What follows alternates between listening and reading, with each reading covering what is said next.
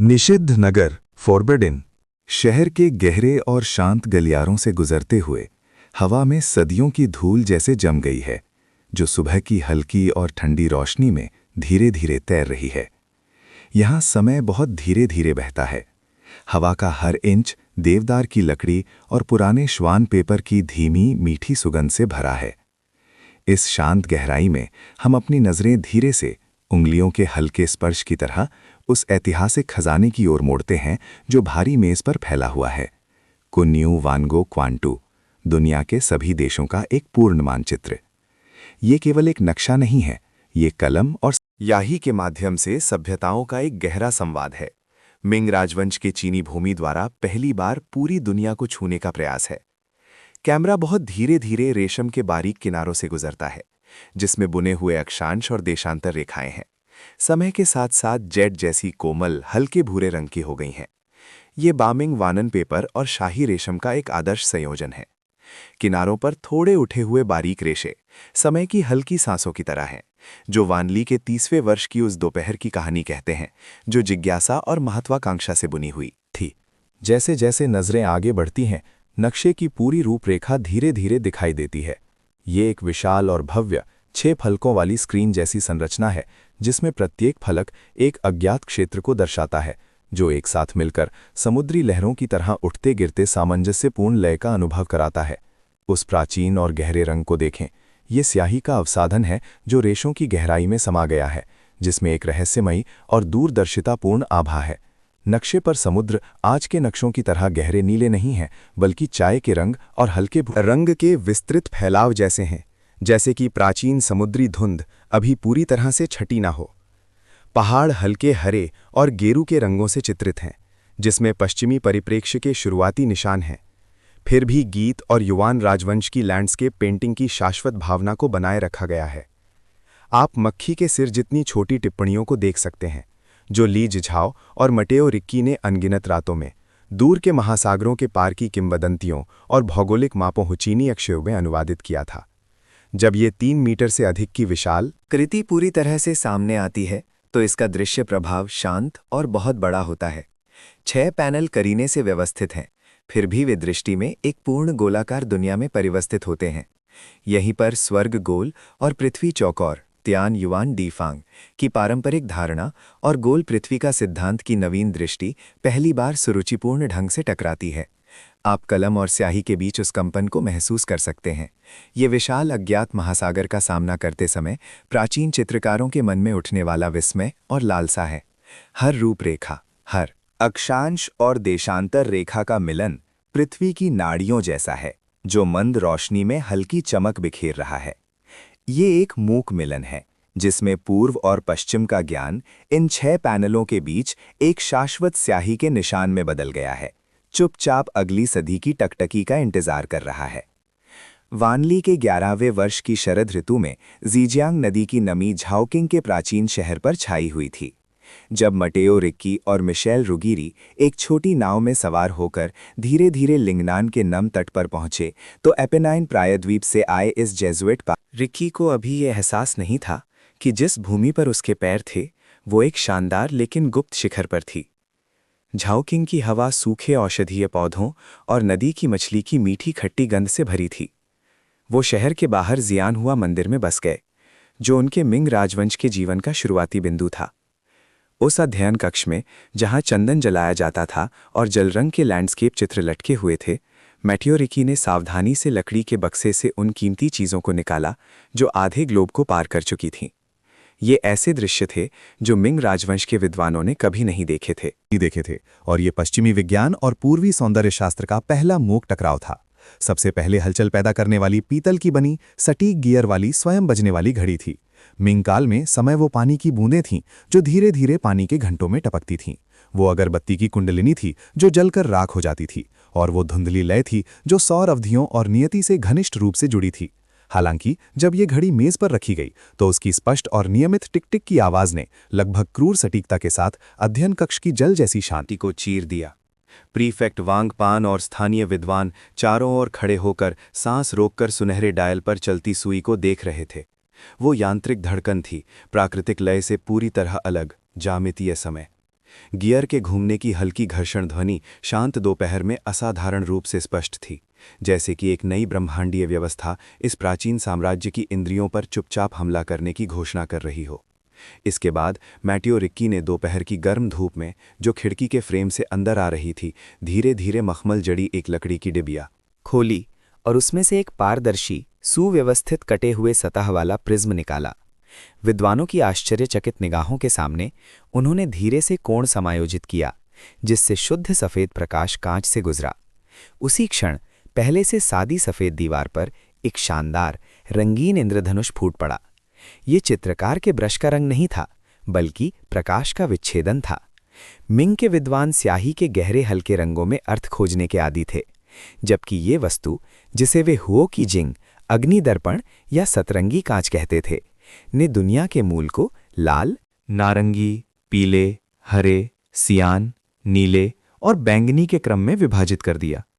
प्रकाशिकी का ये जादू विद्वानों के चौड़े चोगों और आश्चर्यचकित भौहों के बीच घूमता रहा, जिससे उन्हें पहली बार सीधे तौर पर यह महसूस हुआ कि 4 शास्त्रीय ग्रंथों और 5 क्लासिक्स की सूक्ष्म सच्चाइयों के अलावा वस्तुओं की संरचना की खोज का एक और सिद्धांत भी है, जिसे गेबू कहते हैं।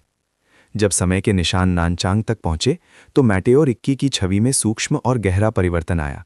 उन्होंने विदेशी भिक्षु का प्रतीक काला चोगा उतार दिया और एक कन्फ्यूशियस विद्वान का ढीला ढाला लंबा चोगा पहना और एक चौकोर टोपी लगाई। ये केवल कपड़ों का बदलना नहीं था, बल्कि एक सुविचारित सांस्कृतिक समावेश था। नानचांग के जियानान राजकुमार के निवास के गहरे आंगन में मैटेओ रिक्की मिंग राजवंश के शाही परिवार और प्रसिद्ध विद्वानों के साथ हंसी मजाक करते थे। उनका अध्ययन कक्ष अब केवल प्रचार का स्थान नहीं था, बल्कि समकालीन सबसे प्रगतिशील सैलून बन गया था। यहाँ पश्चिमी परिप्रेक्ष्य चित्रकला और चीनी लैंडस्केप पेंटिंग का सह अस्तित्व था। सटीक गोलाकार क्षितिज उपकरण और भारी पुराने सॉन्ग राजवंश के संस्करण वाली क्लासिक किताबें कंधे से कंधा मिलाकर खड़ी थीं।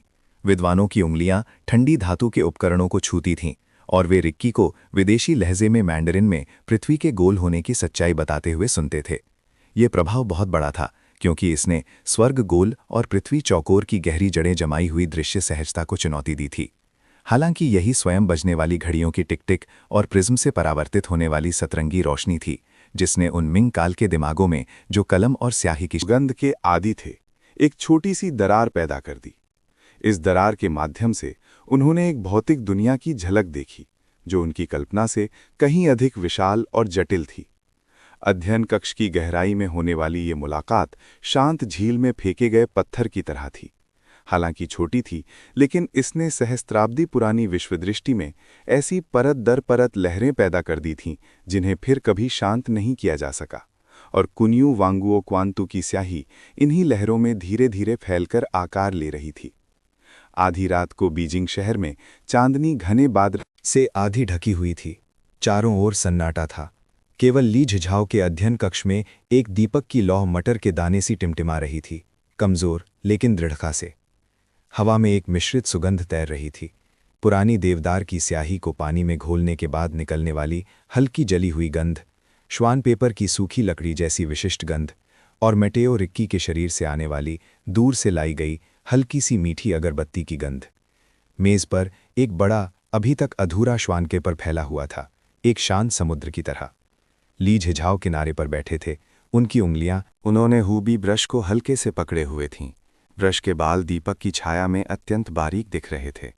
उनकी आंखें मैटेओ रिक्की की उंगली का बारीकी से पीछा कर रही थीं, जो उन्हें हजारों मील के महासागरों के पार अज्ञात दुनिया का मार्ग दिखा रही थीं।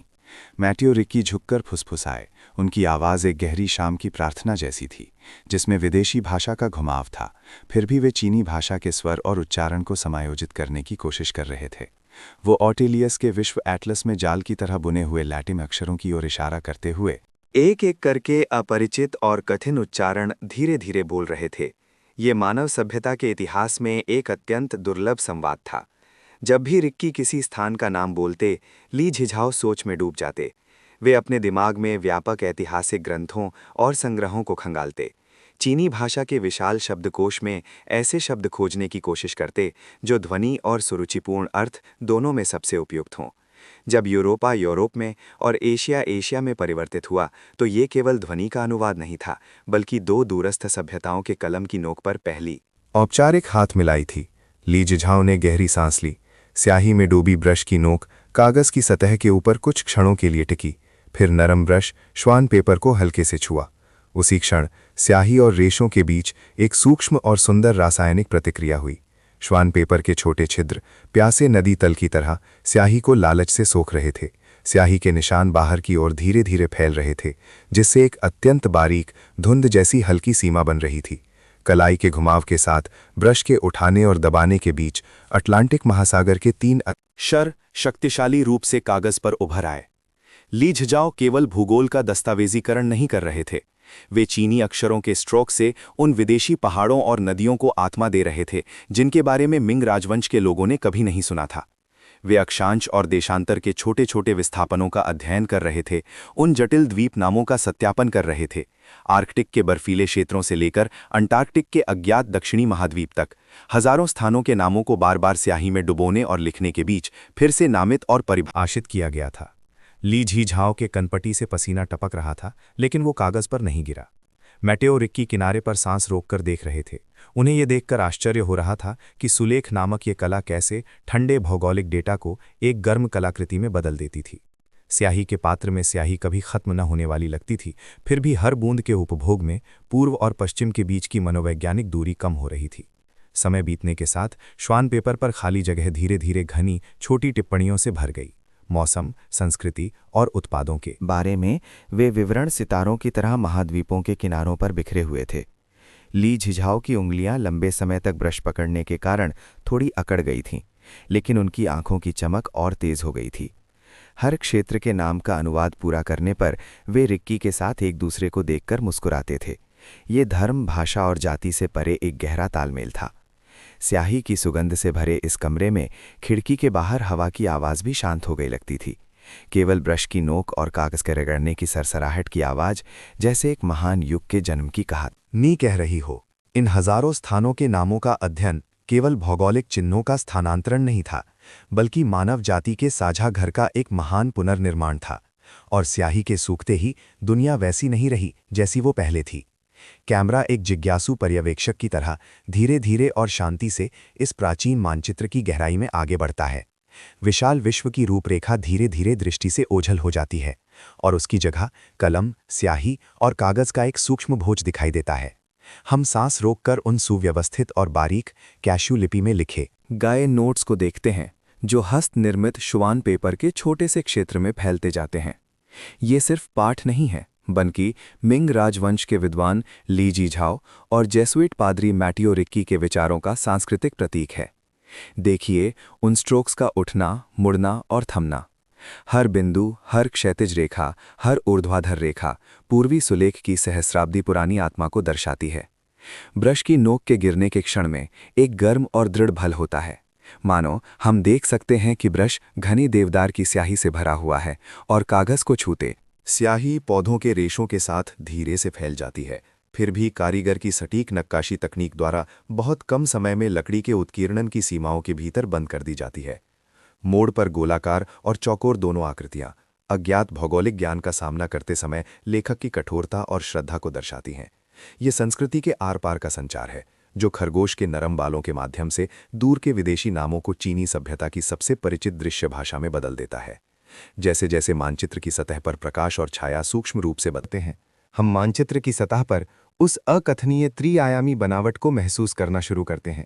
ये एक सपाट आधुनिक मुद्रित प्रति नहीं है, बल्कि कारीगरों के हाथों से हजारों बार गढ़ी गई एक कलाकृति है।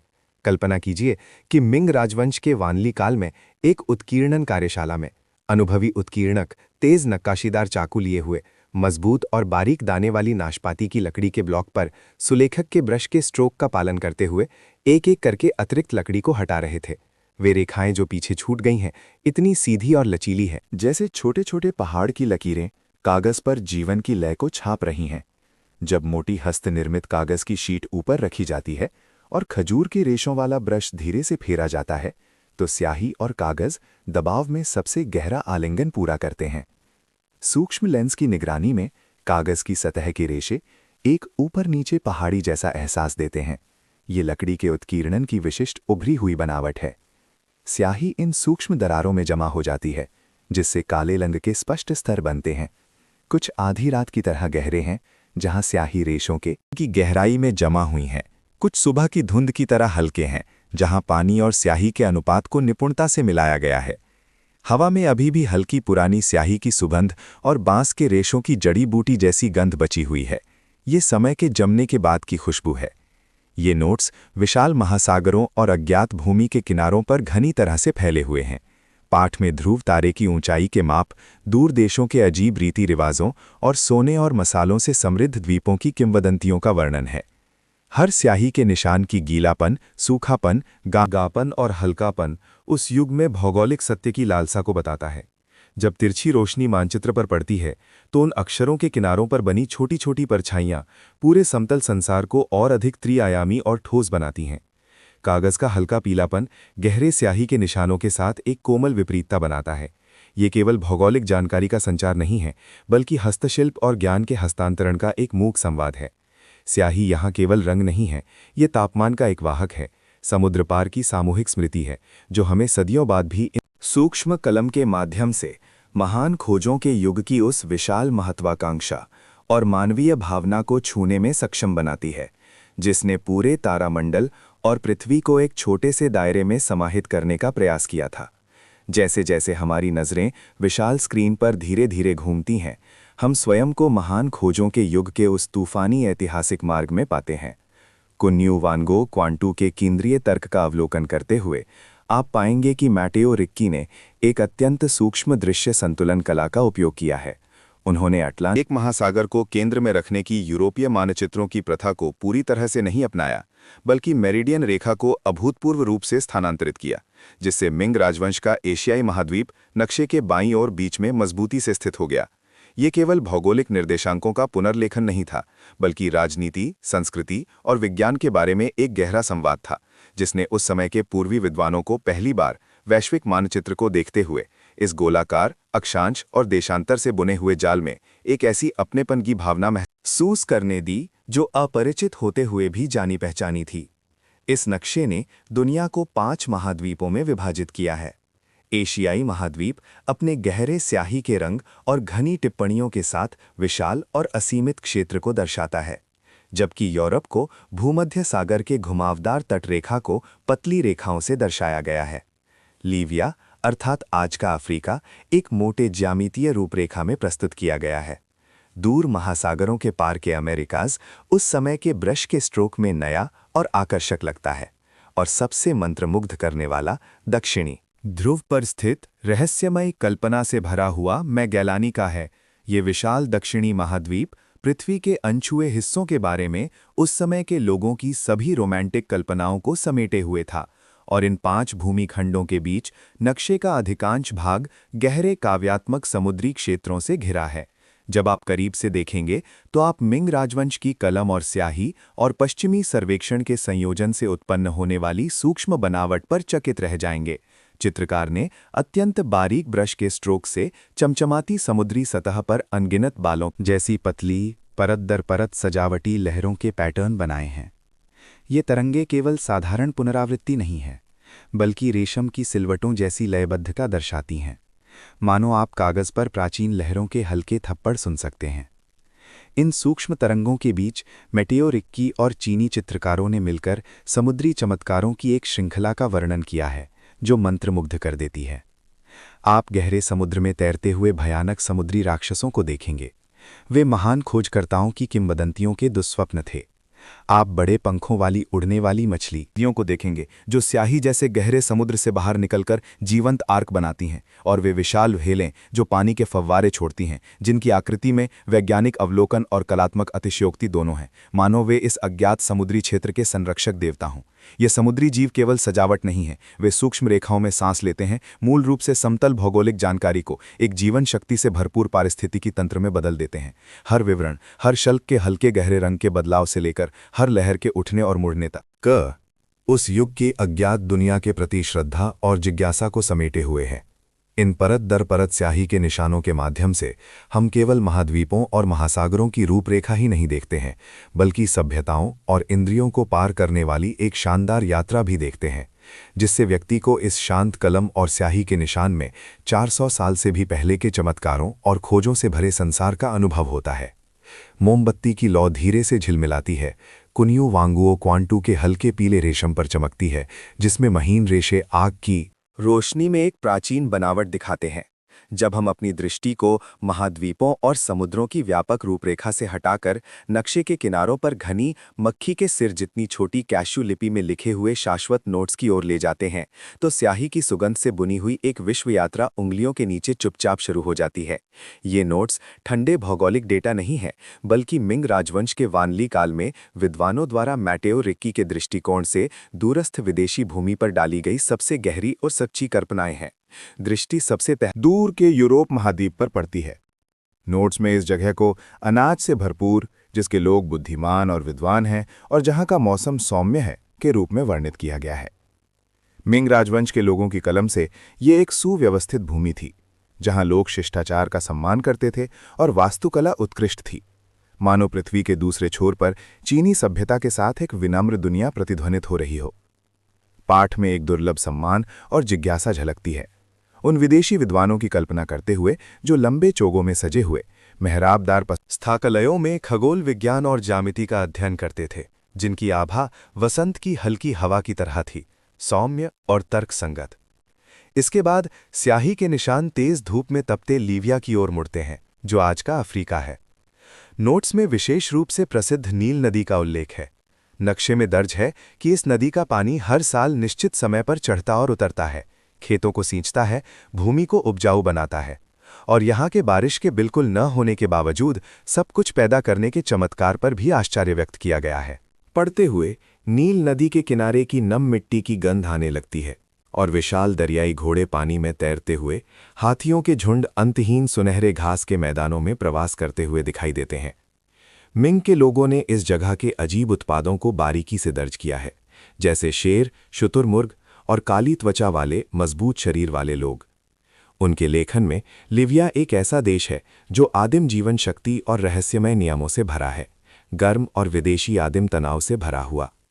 जब कलम की नोक नक्शे के किनारे पर स्थित अमेरिकास की ओर बढ़ती है, तो पाठ साहसिक उपन्यास की तरह शानदार हो जाता है। नोट्स में वहाँ के निवासियों को पक्षी के पंखों से सजे के रूप में वर्णित किया गया है, और यहाँ तक कि दक्षिणी गहराई में मौजूद दैत्यों के देश का भी उल्लेख किया गया है, जहाँ के विशालकाय इंसान बिना खेती वाले आदिम बंजर भूमि पर भारी कदमों से चलते थे। ये केवल भूगोल का विवरण नहीं है, बल्कि अज्ञात का एक दृश्य निर्माण भी है। मिंग के पाठक इन नोट्स में दक्षिण अमेरिका के घने वर्षावनों, रंगीन उष्णकटिबंधीय पक्षियों और उन प्राचीन सभ्यताओं को देखते थे जिन्हें उन्होंने सोने से अपने महलों को सजाया था और पहाड़ों की चोटी पर बसे शहरों में रहते थे। पाठ में व्यक्त आश्चर्य और लालसा समुद्री नमक से भरी एक समुद्री यात्रा पत्रिका के पन्ने पलटने जैसी है। सबसे मार्मिक दक्षिणी अंटार्कटिक महाद्वीप मैगेलानिका का अस्पष्ट चित्रण है। नोट्स में ईमानदारी से लिखा गया है, ये स्थान अत्यधिक ठंडा है, यहाँ घास और पेड़ नहीं उगते और यहाँ बहुत कम लोग जाते हैं। ये कुछ ही शब्द दर्शक के दिमाग में एक शांत बर्फीले दुनिया का निर्माण करते हैं। वहाँ बर्फीली हवा हड्डियों को चीरती है और बर्फ के पहाड़ नीले समुद्र पर ब्लेड की तरह खड़े हैं, जो मिंग राजवंश के समृद्ध और हलचल भरे बाजारों के साथ एक चरम विपरीतता बनाते हैं। ये बारीक नोट्स दुनिया के रहस्यों को खोलने वाले कोड की एक श्रृंखला की तरह हैं। मिंग के लोगों ने इन चीनी अक्षरों के माध्यम से अपने दिमाग में दूर की हवा, बारिश और ज्वार की आवाज़ों का अनुकरण किया। ये केवल एक नक्शा नहीं है, बल्कि सभ्यताओं का एक गहरा संवाद है। उन्होंने सबसे सादे लहजे में सबसे विशाल उत्साह को लपेटा और उन समुद्र पार की भौगोलिक खोजों को थोड़ा थोड़ा करके पाया। रामपुर एक पूर्वी विश्व दृष्टि में एकीकृत किया।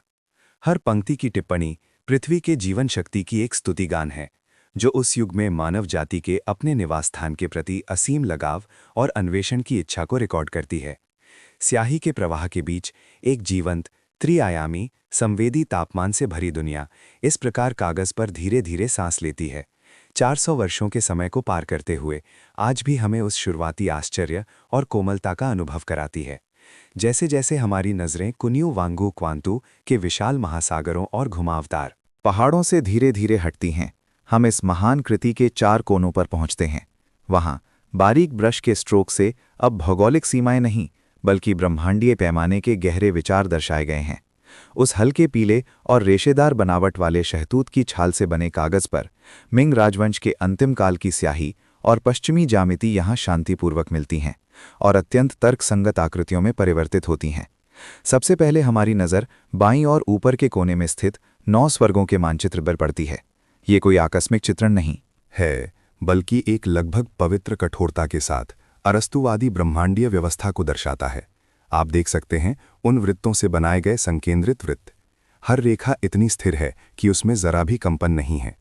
केंद्र में हमारे पैरों तले की पृथ्वी है और फिर बाहर की ओर परत दर परत फैलते हुए चंद्रमा का क्षेत्र, बुध का क्षेत्र, शुक्र का क्षेत्र, जब तक कि सबसे बाहरी, जिसे सभी चीज़ों का प्रेरक माना जाता है, वो शाश्वत स्थिर क्षेत्र नहीं आ जाता।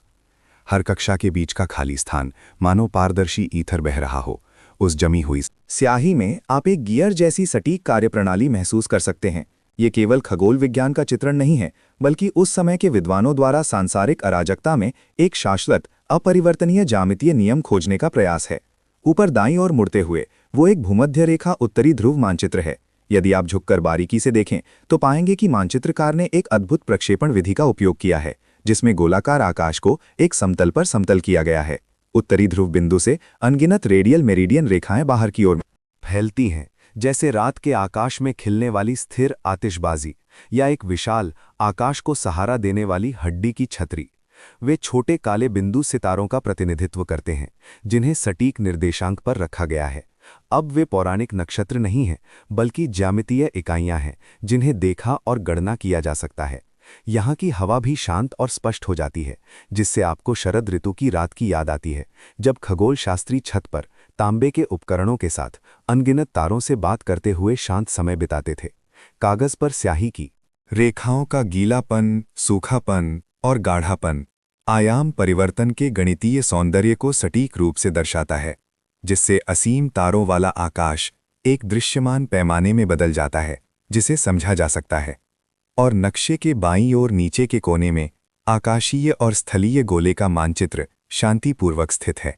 ये पृथ्वी और आकाशीय गोले के परस्पर निर्भर संबंध का विश्लेषण है। आप तांबे के छल्ले से घिरा एक गोला देख सकते हैं। छल्ले पर निशान बालों जितने छोटे हैं, फिर भी वे जलवायु क्षेत्रों को विभाजित करने और समय के अंतर को मापने का महत्वपूर्ण कार्य करते हैं। यहाँ की रेखाएं धातु जैसी कठोरता दर्शाती हैं, जो आसपास के पहाड़ों और नदियों की बहती स्याही के निशान के साथ एक स्पष्ट विपरीतता बनाती हैं। ये दर्शक को बता रहा है कि दुनिया अब एक अस्पष्ट दिशात्मक अवधारणा नहीं है, बल्कि एक ऐसी इकाई है जिसे परिधि, व्यास और कोण द्वारा परिभाषित किया जा सकता है। गोल आकृति की उस चरम खोज ने उस समय के विद्वानों द्वारा पश्चिमी गोल पृथ्वी के सिद्धांत के प्रति आश्चर्य और स्वीकृति को दर्शाया। वे सांस रोककर एक छोटे से दायरे में ब्रश से गोले की त्रिआयामी भावना का अनुकरण करते थे। हर चाप की बारीकी से गणना की गई थी। अंत में जब हम इन आकृतियों को देखते हैं कि कैसे वे कठोर ज्यामितीय रूपों में परिवर्तित होती हैं, तो आपको एक हल्की देवदार की स्याही और पुराने कागज की सुगंध से मिली हुई मीठी गंध महसूस होगी। ये आरेख केवल ज्ञान का संचार नहीं है, बल्कि दृष्टिकोण की एक क्रांति भी है।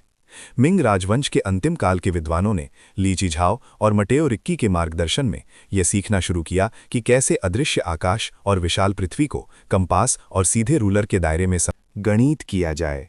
ये संवेदी अवलोकन से तर्क संगत सर्वेक्षण तक की एक छलांग है। हर ज्यामितीय रेखा ब्रह्मांड के लिए एक ऐसा ढांचा बनाने का प्रयास है जिसे मनुष्य समझ सके। 6 पैनलों वाले इस जुड़े हुए नक्शे के सामने हम मानो ब्रश की नोक के कागज पर हल्के से फिसलने की उस अत्यंत सूक्ष्म सरसराहट वाली आवाज को सुन सकते हैं।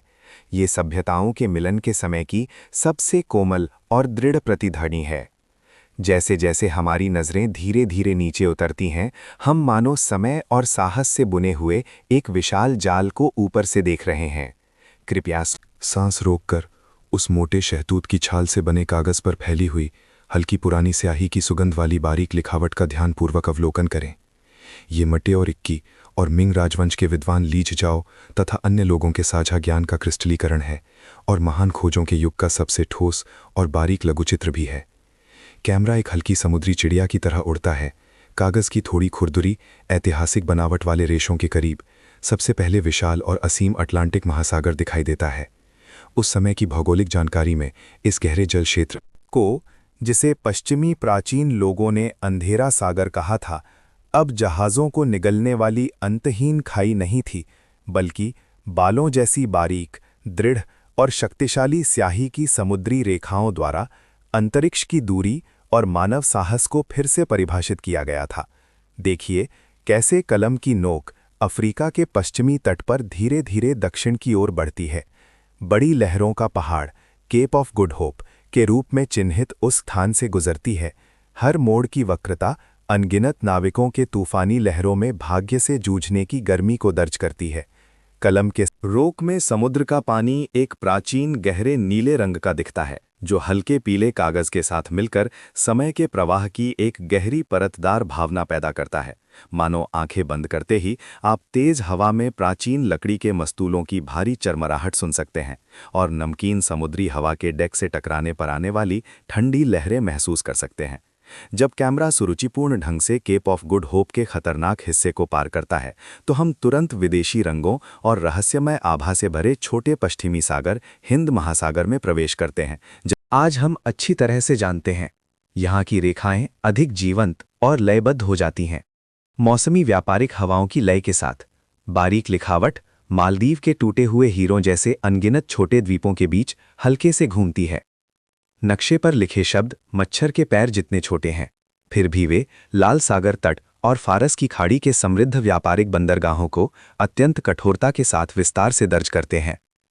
अगरबत्ती, गंधराल, हाथीदांत और विभिन्न प्रकार के दुर्लभ रत्नों के बारे में वे विवरण केवल भौगोलिक निर्देशांकों का नीरस अंकन नहीं हैं, बल्कि धन, रोमांच और अंतरसांस्कृतिक मिश्रण के बारे में मार्मिक कहानियां हैं। आप कल्पना कर सकते हैं, उस समय के मिंग राजवंश के विद्वान हल्की मोमबत्ती की रोशनी में अपनी उंगलियों को इन रास्तों पर हल्के से फेरते हुए पूर्वी अफ्रीका के तट से मलक्का जलडमरू मध्य तक की उस हजारों मील की विशालता को महसूस करते हुए उनके मन में इस गोलाकार दुनिया के प्रति पहले कभी न देखा गया आश्चर्य उमड़ रहा होगा। ये समुद्री रेखाएं अदृश्य रेशम के धागों की तरह थीं, जिन्होंने पहले बिखरे हुए दुनिया के खंडों को कसकर एक साथ, जिससे प्राचीन पूर्वी साम्राज्य ने पहली बार इतने स्पष्ट और व्यापक दृष्टिकोण से उन रहस्यमय देशों का निरीक्षण किया जो मॉनसून के दूसरी ओर छिपे हुए थे और जिनकी अपनी विशिष्टताएं थीं। और इस अंतहीन गहरे नीले स्याही के ऊपर नक्शे पर की गई टिप्पणियां छोटे लेकिन शक्तिशाली साहसिक महाकाव्यों जैसी हैं। कैमरा समुद्री धाराओं की दिशा और हवा के पैटर्न का वर्णन करने वाले छोटे छोटे अक्षरों को बारीकी से कैप्चर करता है। वे समुद्र की लहरों की फुसफुसाहट की तरह हैं, जो दुनिया को बताते हैं कि कैसे मनुष्यों ने प्रकृति की शक्तियों का उपयोग करके प्रकृति की सीमाओं को जीतना सीखा। ये केवल एक दृश्य समुद्री यात्रा नहीं थी, बल्कि मानव सभ्यता की भावना की सामूहिक सफलता थी। मिंग काल के चीनी इन्हीं परस्पर जुड़ी हुई लिखावटों और सटीक दिशाओं के माध्यम से पारंपरिक स्वर्ग गोल और पृथ्वी चौकोर की अवधारणा से परे एक नई दुनिया को देख रहे थे। जैसे जैसे कैमरा धीरे धीरे ऊपर उठता है, इन आपस में गुंथी हुई समुद्री रेखाओं के बुने हुए जाल में पूरे पृथ्वी की रूपरेखा धीरे धीरे पूर्ण, त्रिआयामी और वास्तविक होती जाती है। शानहाई जिंग पहला पहाड़ों और समुद्रों का क्लासिक, या विदेशी किंवदंतियों में मौजूद वे बेतुकी छवियां सटीक अक्षांश देशांतर ग्रिड और वास्तविक सर्वेक्षण डेटा में स्पर्शगम्य भौगोलिक वास्तविकताओं में बदल गईं। इस क्षण कलम और स्याही केवल रंगों का ढेर नहीं थे, ये कोहरे को भेदने वाली सुबह की रोशनी थी, जिसने अज्ञात क्षेत्रों के लिए मानव की उस कभी न बुझने वाली अन्वेषण की लालसा को प्रकाशित किया। और उस महान भौगोलिक खोज के शानदार अवशेषों में विभिन्न सभ्यताओं ने कैसे विशाल महासागरों को पार किया और अंततः कागज के छोटे से मानचित्र के किनारे पर एक मन को झकझोर देने वाली और दूरगामी शताब्दी की मुलाकात को पूरा किया, इसे गहराई से दर्ज किया गया है। कुन्यू वांगू क्वांटू की बारीक और घुमावदार तटरेखा के साथ धीरे धीरे फिसलते हुए हमारी दृष्टि समृद्ध मध्यभूमि से बाहर की ओर फैलती है, तूफानी महासागरों को पार करती है और अंततः उन विदेशी महाद्वीपों पर रुक जाती है जो मिंग काल के चीनी लोगों के लिए रहस्यमय थे। ये केवल एक भौगोलिक समुद्री यात्रा नहीं है, बल्कि सभी जीवों के बारे में एक दृश्य भोज भी है। जब नजरें अमेरिकाज नामक नई दुनिया पर पड़ती हैं, तो कलम और स्याही के बीच एक अभूतपूर्व प्राकृतिक इतिहास का प्रेम उमड़ता है। चित्रकार ने दक्षिण अमेरिका के विशाल जंगलों के किनारे पर सावधानीपूर्वक एक बख्तरबंद छोटे राक्षस जैसे जीव आर्माडिलो को चित्रित किया है। उसके कठोर खोल पर हर बनावट बालों जैसी पतली रेखाओं से उकेरी गई है, मानो आप उसकी ठंडी और खुरदुरी बनावट को छू सकते हैं। पाठ के किनारे पर दर्ज है कि ये छोटा जानवर बिल बनाकर रहता है और इसका मांस खाया जा सकता है। विदेशी जीव विज्ञान की आदतों को एक अत्यंत जीवंत तरीके से पूर्वी विद्वानों की मेज पर प्रस्तुत किया गया है और थोड़ी दूर पर रंगीन लंबी पूंछ वाले तोते मानो श्वान पेपर की सिलवटों से पंख फड़फड़ाते हुए उड़ने को तैयार हैं। नक्शे पर उनका वर्णन मुर्गे जितने बड़े 5 रंगों के पंख वाले और बोलने में सक्षम के रूप में किया गया है। वे चमकीले रंग भले ही केवल स्याही के हल्के गहरे रंगों और कल्पना से चित्रित हों, फिर भी हमें समय और स्थान के कोहरे को पार करके ले जाते हैं। उष्णकटिबंधीय वर्षावन में उन शोरगुल और जीवंत चीखों को सुनाते हैं जो अटलांटिक महासागर के पार से आने वाली सबसे आदिम जीवन की लय हैं। लीविया नामक अफ्रीकी महाद्वीप की ओर मुड़ते हुए चित्रकला शैली तुरंत विशाल और शानदार हो जाती है। यहाँ मैटेओ रिक्की और ली ज़िजाओ ने केवल नील नदी के घुमावदार रास्ते को ही चिन्हित नहीं किया, बल्कि रेगिस्तान और घास के मैदान के संगम पर जीवन के शक्तिशाली सिलुएट भी छोड़े हैं। देखिए, उत्तरी अफ्रीकी पठार पर बैठा वो शेर, उसकी अयाल ब्रश की नोक के नीचे बहते बादलों जैसी रेखाओं में बदल जाती है, जो पूर्वी चित्रकला की अपनी विशिष्ट आत्मा और भयभीत करने वाली शक्ति को दर्शाती है। थोड़ी दूर पर शुतुरमुर्ग को ऊंट जैसी लंबी टांगों और पक्षी जैसे पंखों वाले एक विचित्र जीव के रूप में जीवंत रूप से चित्रित किया गया है। नक्शे के नोट्स में उनकी दौड़ने की गति पर आश्चर्य व्यक्त किया गया है, जो दौड़ते घोड़े के बराबर है। गति और शक्ति के प्रति वो आश्चर्य संस्कृति और सीमाओं की खाई को पार करता है। और वो लंबी सूंड वाले शांत हाथी, जिनकी त्वचा की हर सिलवट में हजारों सालों का ज्ञान जमा है। नक्शे पर उनका घूमना इस नक्शे को केवल ठंडे अक्षांश और देशांतर निर्देशांक नहीं बनाता, बल्कि प्राकृतिक विकास का एक जीवंत तो गतिशील महाकाव्य बनाता है। ये दृष्टिकोण सदियों पुराने जो मेरे जैसे नहीं है कि पूर्वाग्रह को छोड़ देता है, बल्कि पृथ्वी के हर इंच पर समान जीवन को एक लगभग दयालु प्राकृतिक इतिहास के दृष्टिकोण से देखता है। जब हमारी नज़रें सबसे दक्षिण की ओर गिरती हैं और मैगेलानिका नामक रहस्यमयी दक्षिणी महाद्वीप पर पहुंचती हैं, तो हम एक अर्धवास्तविक अर्धस्वप्निल क्षेत्र में प्रवेश करते हैं। ये विशाल क्षेत्र, जिसकी उस समय की कार्टोग्राफी में अनुमानित उपस्थिति थी, हालांकि अधिकांशतः बर्फ और अज्ञात के कोहरे में घिरा हुआ था, लेकिन नक्शे के खाली स्थानों में विचित्र पक्षियों और जानवरों की कल्पनाएं शामिल थीं। यहाँ ऐसे अज्ञात जीवों का वर्णन है जिन्हें विशाल आकार का और समुद्री जीवों को निगलने में सक्षम बताया गया है। वे गहरे नीले समुद्र की लहरों और तैरते बर्फ के टुकड़ों के बीच लुके छिपे दिखाई देते हैं, जो प्रकृति की अंतिम सीमा के प्रति मानव की श्रद्धा और जिज्ञासा का प्रतीक हैं। इन विवरणों को चित्रित करते समय पूरा नक्शा एक अत्यंत दुर्लभ वैश्विक दृष्टिकोण दर्शाता है। ये अमेरिका के किंगफिशर, अफ्रीका के विशालकाय जानवरों और अंटार्कटिका की काल्पनिक प्रजातियों को एक साथ बुनता है, जिससे राजनीतिक सीमाओं से परे एक जीवन का जाल बनता है। हर ब्रश के स्ट्रोक का उठना और गिरना, हर स्याही के रंग का फैलना उस समय के पाठकों को धीरे धीरे बताता है। इस गोल गोले पर हर चीज़ का अपना स्थान है, हर चीज़ की अपनी सुंदरता है। ये केवल भौगोलिक सीमा का विस्तार नहीं था, बल्कि मानव आत्मा के दृष्टिकोण का एक बड़ा विस्तार भी था, जो हमें सैकड़ों साल बाद भी इन परत दर परत स्याही के निशानों के माध्यम से महान दुनिया के प्रति उस सबसे शुरुआती और बसे शुद्ध प्राकृतिक इतिहास के उत्साह और सम्मान को महसूस करने में सक्षम बनाता है। शरद ऋतु की हल्की ठंडी बीजिंग की आधी रात में चारों ओर सन्नाटा था। केवल मोमबत्ती की लौ की धीमी टिमटिमाहट ली झिझाओ के अध्ययन कक्ष में फैली हल्की स्थिर देवदार की स्याही की सुगंध के साथ थी। ये हजारों मील तक फैली एक दृश्य बातचीत थी। कागज पर जो फैला हुआ था वो केवल नदियां और शहर नहीं थे, बल्कि दो पूरी तरह से अलग ब्रह्मांडीय व्यवस्थाओं के बीच एक मूक युद्ध चल रहा था। जब हम सिर झुकाते हैं और हमारी आंखें धीरे धीरे कुन्यू आंगो क्वांटू की बारीक और थोड़ी पुरानी बनावट पर घूमती हैं, तो सबसे पहले जो नज़र आता है वो मकड़ी के जाल जैसी घनी और गतिशील अक्षांश और देशांतर रेखाओं का जाल है। ये कार्टोग्राफी के इतिहास में एक चमत्कार था। मिंग राजवंश की हजारों साल पुरानी झीली हुआ फांग, मीलों को वर्गों में मापना, कार्टोग्राफी विधि और यूरोपीय महान खोजों के युग की अंडाकार प्रक्षेपण विधि उस बारीक ब्रश की नोक के नीचे एक अभूतपूर्व आत्मिक मिलन को पूरा कर रही थीं। पारंपरिक इन्हीं मानचित्र हमेशा वीजिन काल के पेशयू द्वारा स्थापित ली हुआ फांग की कला में विश्वास करते थे। ये पृथ्वी के एक व्यवस्था बोध पर आधारित था, जिसमें मानचित्रकार रेशम या शुआन पेपर के सपाट सतह पर शतरंज के खेल की तरह सीधी और मजबूत क्षैतिज और ऊर्ध्वाधर रेखाएं खींचते थे और ब्रह्मांड की सभी चीजों को अनगिनत नियमित वर्गों में करीने से समेटते थे। हर वर्ग 100 या 10 ली यानी चीनी मील के ब्रह्मांड का प्रतिनिधित्व करता था। ये विधि लहरदार पहाड़ों और घुमावदार नदियों को एक सटीक मापने योग्य शतरंज के बोर्ड में बदल देती थी। मिंग राजवंश के मानचित्र संग्रह ग्वांग तू यानी विस्तृत मानचित्र एटलस के हर पृष्ठ में हम स्वर्गगोल और पृथ्वी चौकोर तियान्युवन डिफांग के दार्शनिक प्रतिध्वनि को महसूस कर सकते थे। पृथ्वी को एक स्थिर आधारशिरा के रूप में देखा जाता था, जिसकी सीमाएं स्पष्ट थीं और जिसका पैमाना शाश्वत था। ये भूमि सर्वेक्षण और प्रशासनिक दक्षता पर आधारित एक समतल सौंदर्यशास्त्र था। हालांकि जब मटेओ रिक्की द्वारा लाए गए यूरोपीय मानचित्र मेज पर धीरे धीरे फैलते थे, तो समुद्र की तरल सी गंध ने तुरंत कमरे की गंभीरता को भंग कर दिया। यूरोपीय कार्टोग्राफर ऑर्टेलियस और मर्केटर द्वारा समर्थित प्रक्षेपण तकनीकें मानव दृष्टि की सीमाओं को चुनौती देने की कोशिश कर रही थीं। कैसे एक समतल कागज पर उस विशाल गोलाकार वास्तविक दुनिया को कैप्चर किया जाए।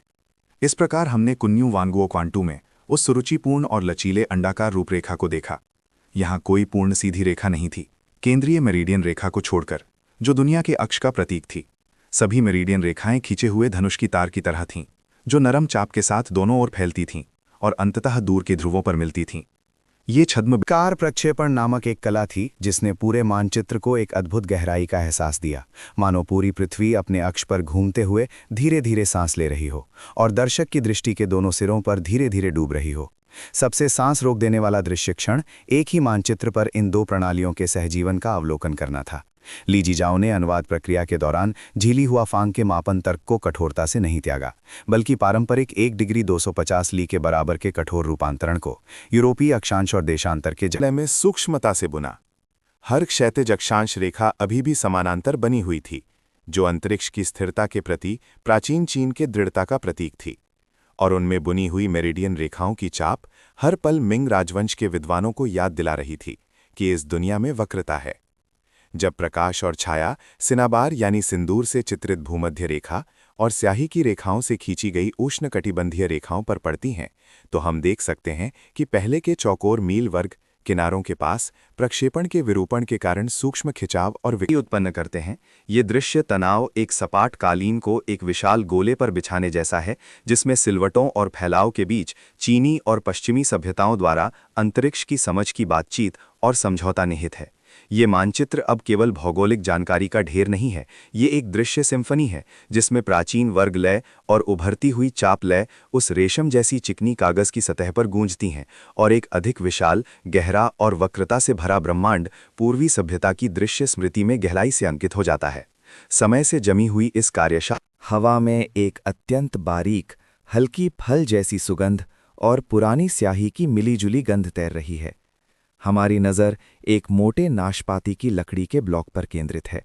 ये कोई साधारण लकड़ी नहीं है, बल्कि वर्षों तक छाया में सुखाए गए जेड जैसी घनी लकड़ी वाला उत्तम नाशपाती का लकड़ी है। कारीगर की उंगलियां दर्पण जैसी चिकनी लकड़ी की सतह पर हल्के से फिरती हैं, जो अंदर छिपी रेशों की दृढ़ता को महसूस करती हैं। ये लकड़ी का ब्लॉक पूरी दुनिया की रूपरेखा को धारण करने वाला है। जब तेज उत्कीर्णन छुरी की नोक लकड़ी के कौ को छूती है, तो हवा में धातु के रेशों को काटने की एक अत्यंत हल्की सरसराहट जैसी आवाज आती है। ये कठोर विच्छेद नहीं है, बल्कि एक कोमल और दृढ़ विजय है। उत्कीर्णन छुरी के चलने के मार्ग का अवलोकन करते हुए आप पाएंगे कि ये एक अत्यंत सटीक लय है। मैटियो रिक्की द्वारा खींची गई घुमावदार तटरेखा को उकेरते समय छुरी की नोक हल्की कांपती है, लकड़ी के प्राकृतिक दाने के साथ चलती है। कभी ऊंचे पहाड़ से बहते पानी की तरह बहती है, तो कभी चट्टान पर घोड़े को रोकने की तरह स्थिर होती है। हर हल्की सी खांच कुन्यू वांगो क्वांटू में उन दूरस्थ और रहस्यमय अक्षांश और देशांतरों से सटीक रूप से मेल खाती है। लकड़ी के छिलके छुरी की नोक के नीचे बारीक रूप से मुड़ते और गिरते हैं, जिससे गहरे लकड़ी के अंदर की गर्म रंगत दिखाई देती है। हर मोड़, हर बिंदु पर कारीगर की यांत्रिकी और सौंदर्य शास्त्र की अंतिम समझ केंद्रित होती है। मुद्रण या ब्लॉक प्रिंटिंग की प्रक्रिया की ओर मुड़ते हुए ये दबाव, आर्द्रता और रेशों की एक भौतिक सिम्फनी है। स्याही अत्यंत बारीक पिसी हुई देवदार की स्याही है, जो गहरी और संयमित है, जिसमें जरा भी अशुद्धि ना है। जब फ्लैट ब्रश स्याही से भर जाता है और समान रूप से लयबद्ध तरीके से लकड़ी के ब्लॉक पर फेरा जाता है, तो स्याही उन उकेरे गए उभारों और गर्तों के बीच घूमती है, जैसे एक पतली काली जाली जो अभी अभी खोजी गई दुनिया को ढक लेती है। इसके बाद हस्तनिर्मित शुआन पेपर की एक शीट को धीरे से लकड़ी के ब्लॉक पर गिराया जाता है। आप देख सकते हैं कि गुरुत्वाकर्षण के प्रभाव में कागज के रेशों के नम स्याही के संपर्क में आने के क्षण में एक सूक्ष्म केशिका क्रिया होती है। कारीगर खजूर के छाल से बने कांगश्वान रगड़ने वाला उपकरण को उठाते हैं और कागज के पीछे गोलाकार रूप से दबाने और रगड़ने लगते हैं। यह एक अत्यंत बल निर्भर भौतिक तालमेल प्रक्रिया है। बहुत हल्का तो स्याही का रंग उथला होगा और वो लकड़ी में गहराई तक नहीं जा पाएगा। बहुत भारी तो कागज क्षतिग्रस्त हो जाएगा और वो अपनी विशिष्ट जीवंतता खो देगा। जैसे जैसे कांगश्वान कागज की सतह पर नियमित रूप से चलता है, कागज और स्याही सूक्ष्म स्तर पर गहराई से उलझने लगते हैं। स्याही अब केवल सतह पर नहीं रहती, बल्कि रेशों के छिद्रों के माध्यम से धीरे धीरे रिसती है, जैसे कि एक माध्यम को पार करते हुए सांस ले रही हों। सूक्ष्म अवलोकन के माध्यम से हम देख सकते हैं कि दबाव के कारण कागज के रेशे नाशपाती की लकड़ी के ब्लॉक पर बनी छुरी के निशानों से पूरी तरह से जुड़ जाते हैं। पहाड़ों का प्रतिनिधित्व करने वाली रेखाएं, देशों के नाम को चिन्हित करने वाले छोटे चीनी अक्षर, स्याही की नमी और रेशों के आवरण में धीरे धीरे द्विआयामी समतल से उभरने लगते हैं। जब कारीगर अंत में जोर लगाते हैं और पूरे ब्लॉक को रगड़ने की प्रक्रिया पूरी करते हैं, तो उस क्षण कागज, स्याही और नाशपाती की लकड़ी के ब्लॉक के बीच एक पूर्ण शांति और तालमेल स्थापित होता है। ये केवल पाठ और छवियों का स्थानांतरण नहीं है, ये एक भौतिक पवित्र अनुष्ठान है, जिसमें विदेशी भौगोलिक ज्ञान और पूर्वी लेखन सामग्री के सौंदर्य शास्त्र को उत्कीर्णन छुरी के मार्ग और रेशों के सोखने के माध्यम से इन सदियों पुराने मानचित्रों में स्थायी रूप से जमा दिया जाता है। जब कागज को धीरे धीरे उठाया जाता है, तो एक अत्यंत हल्की सोखने वाली आवाज के साथ पूरे मिंग राजवंश की आंखों में दुनिया स्याही के स्तरों में इस शांत कार्यशाला के स्थान में जीवंत रूप से प्रस्तुत होती है। समय की शांति को पार करते हुए हम मानो दुनिया भर में मानव स्मृति की रक्षा करने वाले पवित्र स्थलों में कदम रख चुके हैं। नानजिंग संग्रहालय के गहरे संग्रह कक्ष में कुन्यू वानगो क्वांटू का वो खंड, जिसे नानबो संस्करण के नाम से जाना जाता है, प्रदर्शनी केस में शांतिपूर्वक रखा हुआ है। ये कोई साधारण कागज नहीं है, बल्कि वानली के 36वें वर्ष में मिंग सम्राट शेनजोंग के आदेश पर शाही चित्रकारों द्वारा मेटियो रिक्की के उत्कीर्णन के आधार पर सावधानीपूर्वक चित्रित रेशम का रंगीन संस्करण है। जब सुबह की पहली प्राकृतिक किरण 400 से अधिक वर्षों से सोए हुए इस प्राचीन रेशे पर धीरे से पड़ती है, तो आप पाएंगे कि वे सदियों पुराने खनिज वर्णक, पत्थर का नीला, पत्थर का हरा और सिनाबार यानी सिंदूर हल्की रोशनी में एक अत्यंत संयमित और गहरा रंग बिखेरते हैं। यह समय द्वारा दी गई बनावट है। स्याही के निशान अब केवल सतह पर नहीं चिपके हुए हैं, बल्कि उस मोटे और थोड़े खुरदुरे बांस के रेशेदार बनावट में गहराई तक समा चुके हैं, मानो इस मानचित्र के साथ मिलकर सांस ले रहे हों। उत्तर की ओर बढ़ते हुए बीच मिंग में शाही शक्ति के केंद्र रहे महल के अवशेषों में, हालांकि अधिकांश मूल उत्कीर्णन युद्ध और पलायन के कारण बिखर चुके हैं, फिर भी राष्ट्रीय पुस्तकालय के संग्रह के बचे हुए टुकड़ों में इतिहास की गर्मी बाकी है। ये रेशे हल्की रोशनी में लगभग चर्मपत्र जैसे प्राचीन, सूखे पीले रंग के दिखते हैं। बारीकी से देखने पर कागज की सतह पर छोटे छोटे उभार भौगोलिक पहाड़ियों और मैदानों जैसे दिखते हैं। रेशे का हर अपवर्तन उस ऐतिहासिक क्षण को दर्ज करता है जब इसे वानली सम्राट ने स्वयं देखा था और मिंग अधिकारियों ने इसे वेटिकन लाइब्रेरी के भव्य गलियारों की गहराई में 1602 के बीजिंग के मूल उत्कीर्णन का सबसे पूर्ण संस्करण सुरक्षित है। यहाँ की रोशनी आमतौर पर सख्ती से नियंत्रित होती है, लेकिन अत्यंत दुर्लभ रखरखाव के क्षणों में, जब आधा ग्लोब पार कर चुका वो बांस का कागज यूरोपीय धूप से मिलता है, तो कागज के किनारों पर वे असमान रेशे एक हल्के सुनहरे किनारा बनाते हैं।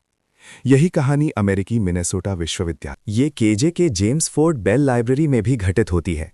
वहां पश्चिमी विद्वानों द्वारा असंभव काला ट्यूलिप कहे जाने वाले दुर्लभ संस्करण संरक्षित हैं।